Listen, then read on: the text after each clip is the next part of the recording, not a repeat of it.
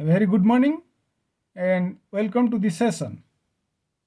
In the last session, we were discussing about the concept of psychology. And in this session, we will be discussing on the concept of educational psychology.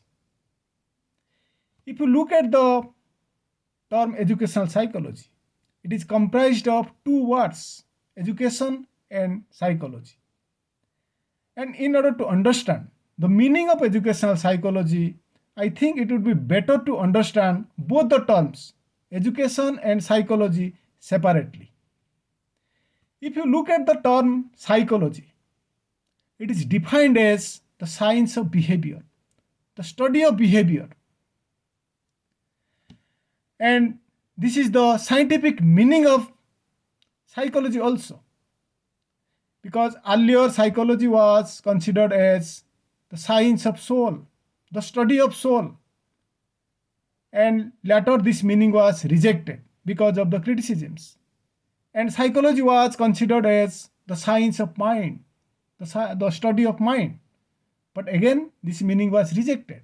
And psychology was considered as the science of consciousness.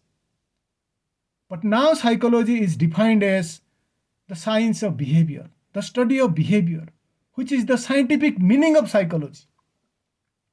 If you look at the term behavior, behavior is defined as the sum total of activities what exactly the individual manifests throughout the life period. And if you look at behavior, it may be normal behavior, it may be abnormal behavior, it may be human behavior, it may be animal behavior, it may be adult behavior, it may be child behavior, it may be covert behavior, it may be overt behavior. Although overt behavior can be studied directly, it can be observed directly, but covert behavior can also be studied through the overt behavior. And if you look at the definition given by Watson with regard to psychology, and this is one of the comprehensive definitions of psychology also, psychology is the positive science of behavior. Why it is called as positive science of behavior? Because psychology studies the actual behavior of the individual, what exactly the individual manifests in different situations. So it is very much concerned with the actual happenings, actual behavior of the individual, what exactly he manifests in the life situations. It is not concerned with how the individual should behave, but it is very much concerned with how the individual behaves in different situations. So that's why it is called as the positive science of behavior. On the other hand, if you look at the term education, the term education can be defined, it can be interpreted differently by different persons as per the situation, as per the requirements. As we are in the field of psychology, we can define the term education as modification of behavior. Modification of behavior of the individual in a desirable way. And if you look at both the terms, education and psychology, both are closely related with each other. Because both education and psychology are concerned with behavior. Because one studies the behavior, another modifies the behavior. Psychology studies the behavior of the individual, whereas education intends to modify the behavior of the individual in a desirable way. But unless the person studies the behavior, how can we expect that he can modify the behavior in a desirable way? If you look at the meaning of educational psychology, on the basis of discussion, I can say here, educational psychology is the direct application of psychological principles in the field of education.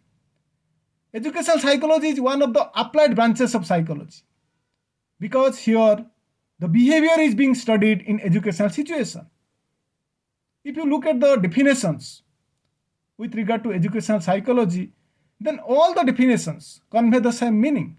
Educational psychology is the application of psychological theories, findings, principles in the field of education.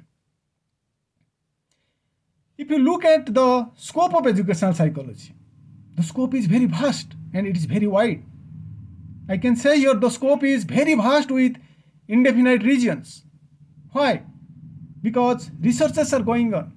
New developments, new theories, new laws, new techniques, new principles are coming into this field. That's why the scope of educational psychology is developing. But the scope of educational psychology can be studied under certain headings. For example, the scope can be studied under the heading the learner, the learning process, the learning situation. If you look at the learner, learner is at the center of educational psychology. And learner can be studied on the basis of different aspects. For example, the adjustment of the learner, on the basis of developmental stages of the individual, on the basis of mental health, on the basis of adjustment, on the basis of creativity, on the basis of personality, on the basis of individual differences of the learner. If you look at individual differences, every individual differs from another individual with respect to many attributes. Each individual is unique. No two individuals are alike each other in this world. Although you can see there is the physical resemblance between two persons, but each individual is unique in the creation of Creator. Each individual differs from another individual with respect to all the attributes, with respect to, for example, your personality, with respect to attitude, with respect to aptitude, with respect to ability, with respect to other attributes possessed by the individual. So, the knowledge of educational psychology is a must to modify the behavior of the learners, of the students in a desirable way. So, in the coming session, we will be discussing with regard to the scope of educational psychology. Thank you.